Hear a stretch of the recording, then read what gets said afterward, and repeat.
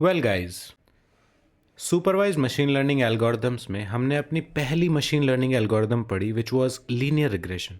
और linear regression दो type की होती है।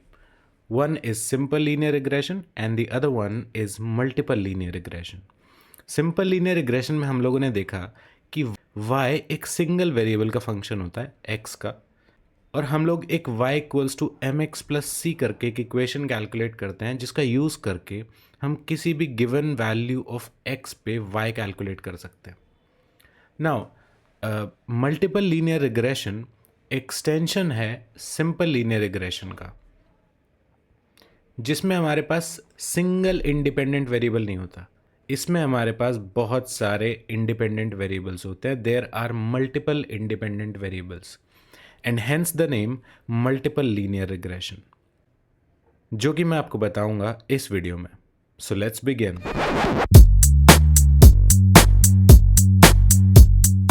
So let's begin with the definition. Multiple linear regression is a statistical technique that models the relationship between a single dependent variable and multiple independent variables by fitting a linear equation into the data. तो हमने linear regression में भी y equals to F X करके एक relationship build किया था dependent variable और independent variable के बीच में। बट वहाँ पे हमारे पास सिर्फ एक ही इंडिपेंडेंट वेरिएबल था, सिर्फ एक ही फीचर था। सो दैट्स वाई हम लोगों ने y equals to M x plus C line की इक्वेशन यूज़ करके हमारे प्रेडिक्शंस किए थे। बट यहाँ पर y is not a function of a single variable. Instead it is a function of multiple variables. We have multiple independent variables or multiple features, and that is why we call this multiple linear regression. So line की equation से तो काम चलेगा नहीं, क्योंकि line की equation सिर्फ x से y को रिलेट कर सकती है। So we need equation of a hyperplane. If you don't know the equation of hyperplane, let me tell you. It is y is equal to beta naught plus beta 1 x1 plus beta 2 x2 and so on until beta n xn for n features. If you have n independent variables, then this is the equation of a hyperplane relating y to all the independent variables or features. So ये x1 x2 and xn ये हमारे features हैं, and beta 1 beta 2 beta n ये सब इन features के respective weights हैं। और beta naught will be our intercept, जैसे कि उस केस में c था, और इसको मशीन लर्निंग लिंगो में हम लोग बायस भी बोलते हैं। If you don't know what bias is, I will tell you, don't worry about it. So let's say you have this data of house price prediction, and आपको प्राइस प्रिडिक्ट करना है using the area in square feet and number of bedrooms in some house. आपको ये data given है कि इस house में, पहले वाले हाउस में इतना स्क्वायर फीट एरिया है, 1000, 2 बेडरूम्स हैं, तो उस हाउस का प्राइस $100,000 है।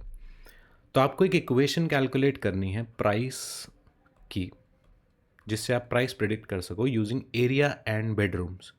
सो जो हमारा हाइपोथेसिस रहेगा, it will B equation of the hyperplane. So it will become beta naught plus beta 1 into area plus beta 2 into bedrooms. यहाँ पे हमारे पास नंबर ऑफ डायमेंशंस हैं 2, सो इसलिए we have this equation. Now अगर आप beta naught, beta 1 और beta 2 की सही वैल्यूज़ फाइंड आउट कर लेते हो, सो दैट आपका मॉडल ये काम एक्यूरेटली कर पाए, प्राइस को प्रेडिक्ट कर पाए, then you are done with multiple linear regression. That is multiple linear regression, finding the coefficients और weights of your hyperplane. That's it. So let me show you now ये काम हम लोग करेंगे कैसे। सो हमारे वेट्स जो कि बीटा नॉट, बीटा 1, बीटा 2 हैं, दीज आर आर वेट्स। हमें इनकी ऑप्टिमल वैल्यूज़ कैलकुलेट करनी है जिनके लिए हमारा लॉस मिनिमम हो, राइट? ये हमारा टारगेट है। और ये काम करने के लिए हमारे पास एक एल्गोरिदम होती है जिसको बोलते हैं ग्रेडियंट डिसेंट, जिसका यूज़ करके हम किसी भी पैरामीटर की ऑप्टिमल वैल्यू तक पहुंच सकते हैं जो कि लॉस मिनिमाइज कर पाए। और इस केस में भी हम लोग जो लॉस फंक्शन यूज़ कर रहे हैं, it is going to be mean square error and it is 1/n sigma of y minus y hat का square, where y hat is your predicted value, your hypothesis, and y is the actual target value, and n is the number of samples. So gradient descent में हम लोग क्या करते हैं, let's say m आपका एक parameter है जिसको आपको अपडेट करना है उसकी ऑप्टिमल वैल्यू तक. So we update m using this equation, m minus alpha partial derivative of loss function with respect to m, where this alpha is learning rate or step size. This m is old value of m, and this m is new value जो हम update करके लाएंगे. And this is partial derivative of loss function with respect to m. So इस case में हमारे पास तीन parameters हैं, beta naught, beta one and beta to.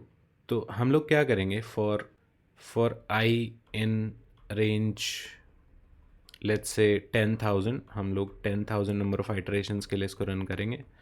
ये आइटरेशंस का नंबर कुछ भी हो सकता है, आप इसको बड़ा घटा सकते हो, इट्स अप टू यू. आपका मॉडल कितना जल्दी कन्वर्ज कर रहा है उस पर डिपेंड करता है.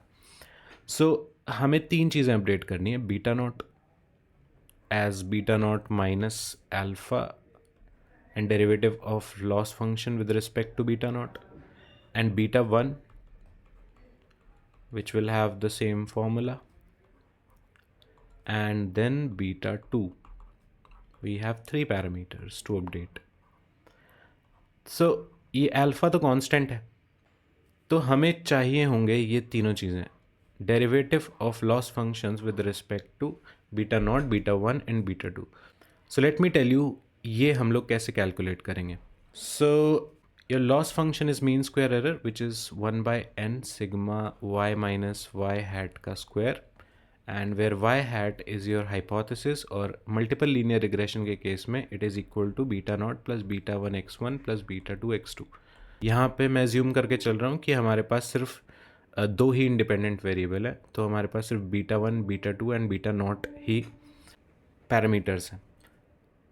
अगर आपके पास n इंडिपेंडेंट वेरिएबल्स होते तो आपके पास n+1 वेट्स होते total, because beta not add हो जाता n+n number of independent variables. So if you put this y hat into this equation, you get 1/n sigma of y minus beta naught minus beta 1 x1 minus beta 2 x2 का square. And now to calculate partial derivative of loss function with respect to beta naught, you have to differentiate this, and after differentiating you will get minus 2/n sigma y minus y hat, and that's it. क्योंकि इसका जो derivative होगा उसमें बाकी सब zero हो जाएंगे beta naught के रिस्पेक्ट में, एंड सिर्फ बीटा नॉट बचेगा, and which will leave a negative sign जो कि मैंने यहाँ पे लगा दिया है. एंड देन अगर आप बीटा वन के लिए कैलकुलेट करोगे, it will be -2/n sigma of y minus y hat into x1, क्योंकि जब आप इसको डिफरेंशिएट करोगे with respect to beta one तो यहाँ पर x1 नेगेटिव x1 बचेगा, तो नेगेटिव बाहर आ जाएगा एंड x1 भी. And similarly for beta two you will have it like this, y minus y hat into x2. तो हमारे पास तीनों चीज़ें आ गई हैं.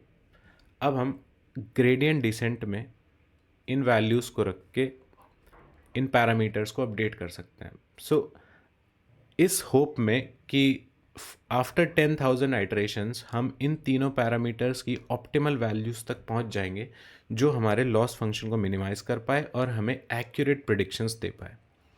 So that's how we are going to roll it.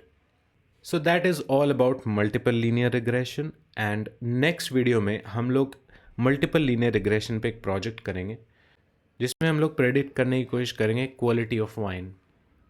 So stay tuned and तब तक के लिए take care, bye bye.